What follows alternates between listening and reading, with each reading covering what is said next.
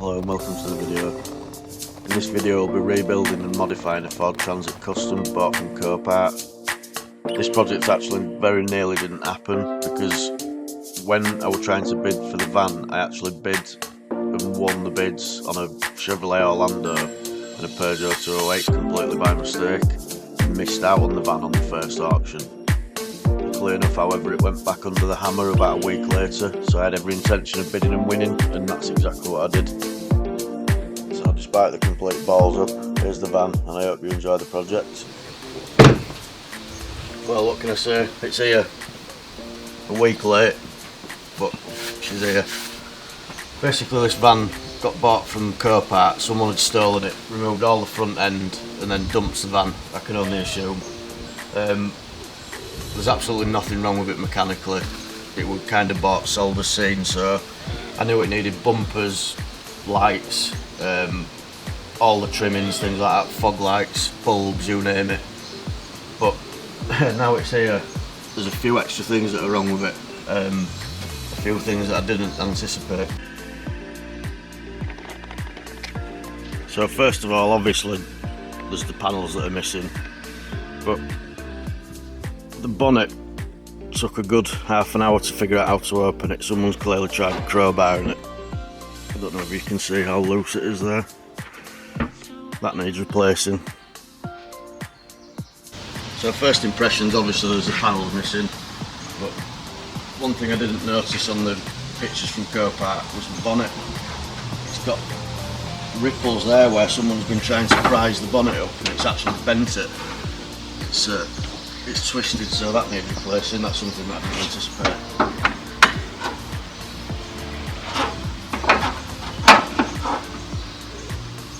Next, the wires. That's just brilliant.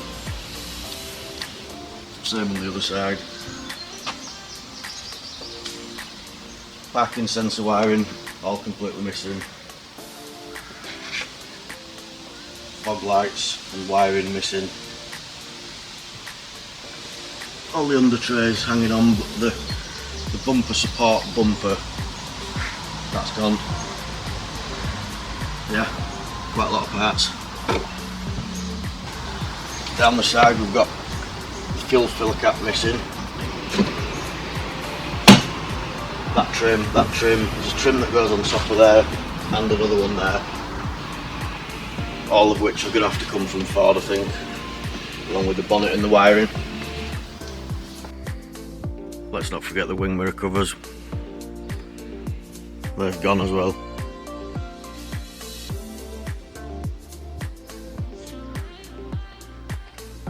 Bonnet though is such a shame because they didn't get it, so it's not benefited anyone, but they've just broken it anyway. It's completely bent out of shape. You can see when it's shut that it doesn't shut properly and never will again, so down to Ford for a new bonnet, I think. Inside's actually looking quite good. In really good condition. Obviously the van's a 2018, so it's 4 years old. But yeah, it's the same spec as the black one. Lovely clean interior. Apple CarPlay. Aircon, heated seats. Yeah, nice.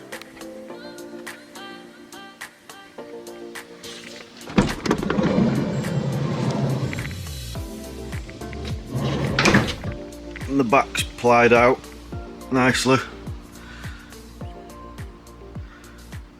Clearly it hasn't had too much of a hard life. Not too bad at all.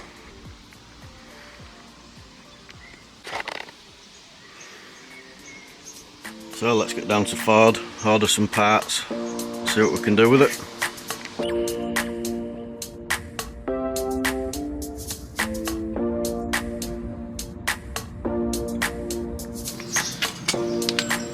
So all this wiring, this has caused me quite a lot of frustration actually, because when you've got a vehicle to repair, you've kind of already got the part numbers and you know what's there, but when something's missing, it's quite hard to find the information out, especially from Ford. It turns out, but luckily I've got the black van, so what I've been doing is having to pull the black van apart and find like the cable routes and wires, where the wires go, because this was up here from Copart. They must have just wedged it in to transport it, but that made me think that this wire on the black one was this.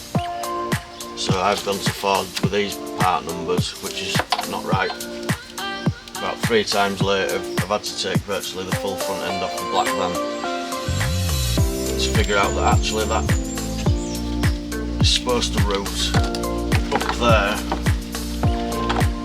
and down the back, like so. This plugs into the washer motor, which has clearly been stolen as well, and that then runs through to fog lights and all the parking sensors. Luckily now we've actually figured out which loom it is we need, and that's on order. So apart from this, which I'm still trying to figure out what to do with, I think we're nearly there with the parts now, so I think we're ready to start building it. Fingers crossed.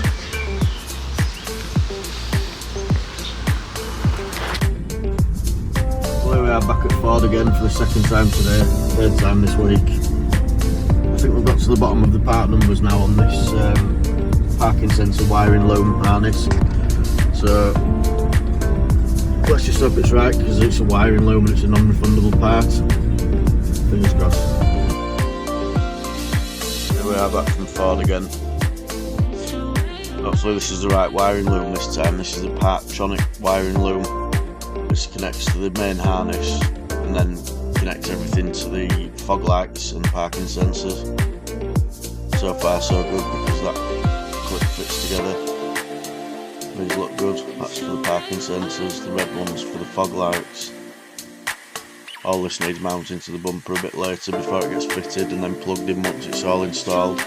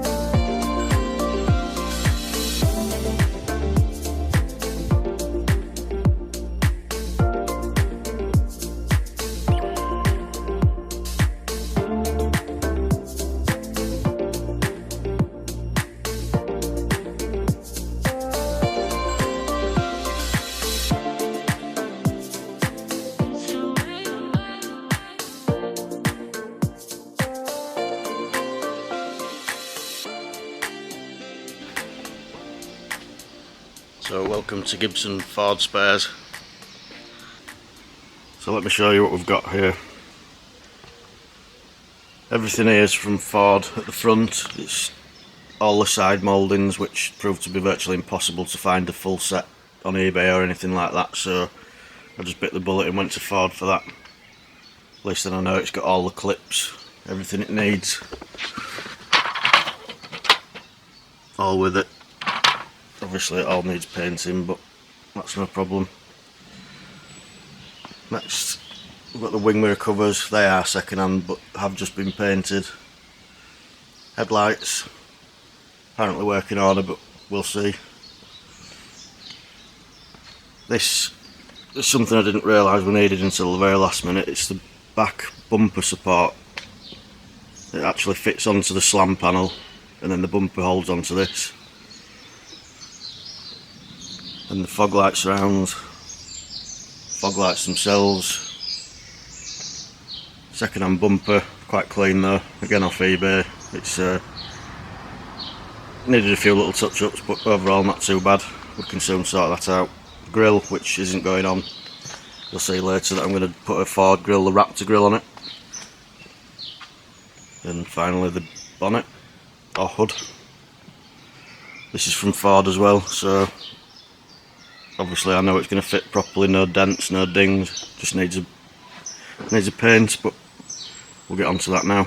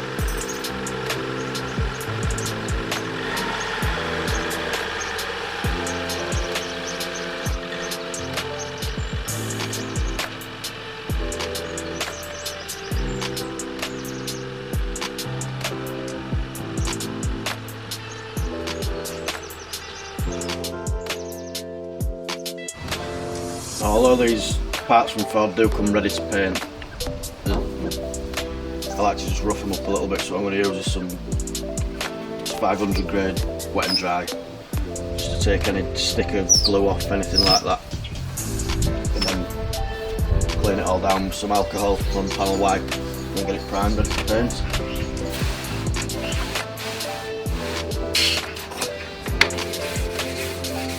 Now soapy water's the key with this. Stops your sandpaper getting all clogged up. Literally all I'm doing is just essentially wiping it just to key it a little bit better. Just to get rid of anything that might be stuck to it that I haven't seen. Obviously I need to be quite quick today because it's red hot. I'll have to let this cool down in the garage I think before I paint it. Dry too fast.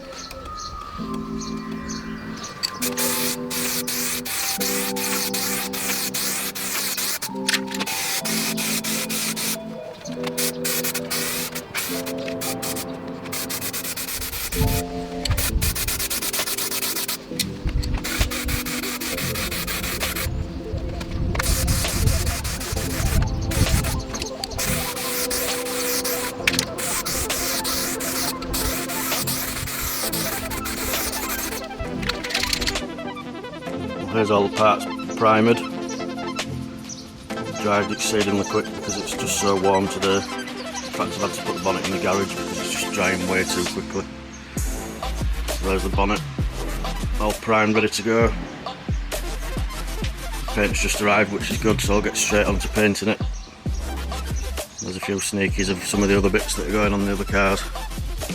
That's the body kit and the grille for the van. Roll cage for the S2000. And new wheels for the Peugeot. You'll see all that later.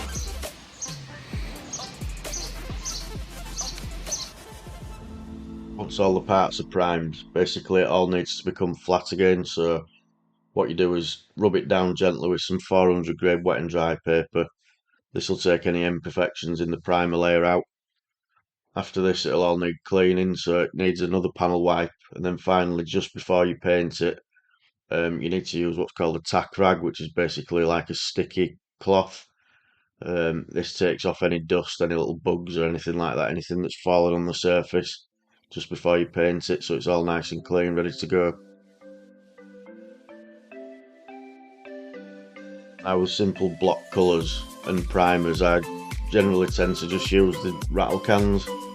It's almost pointless and takes you longer. By the time you've ended up cleaning your gun out with all the paint and things like that, you may as well have just done it with a rattle can.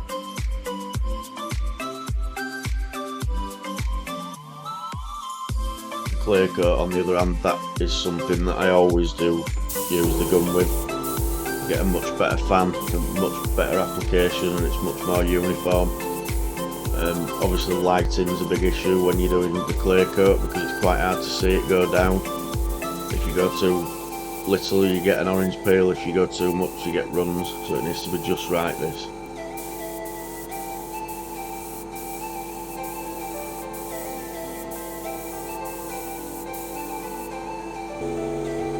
This is the first coat with the gun. You don't go for a full wet coat on your first coat. Basically what you want to do is just apply some paint, just enough paint so that the whole panel's covered, and then give it a couple of minutes to kind of try and tack off. Basically that'll then help the full top coat to stick to it better. It acts kind of like a glue between the two layers. So obviously first is just a little thin coat, and then finally this coat that's happening now is a full wet coat.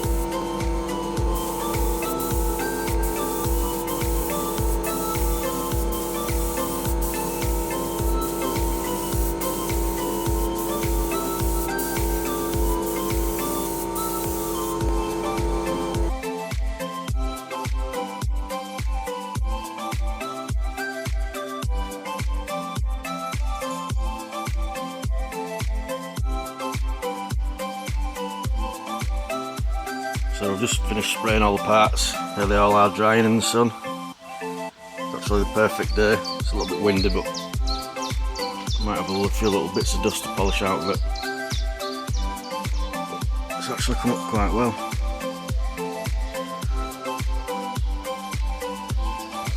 Give them a couple of hours to dry and then we'll start fitting them.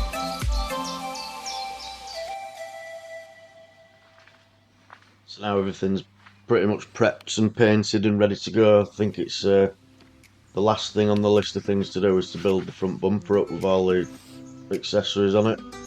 We've got the fog lights to fit.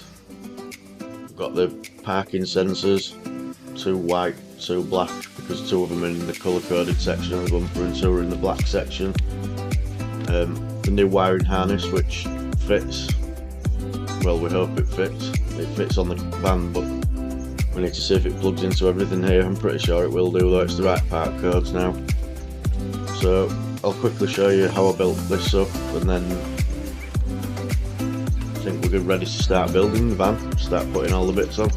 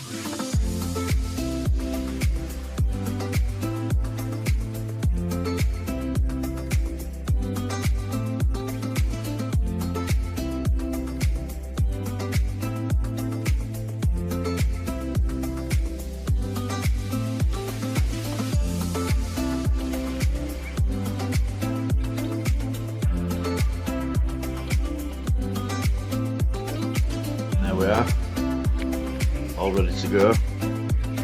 So hopefully you liked this video enough to keep watching the next 2 videos. Well, I say 2 videos, it actually ran to 4. which you'll see why something didn't quite go to plan, so I ended up making a fourth video on this van.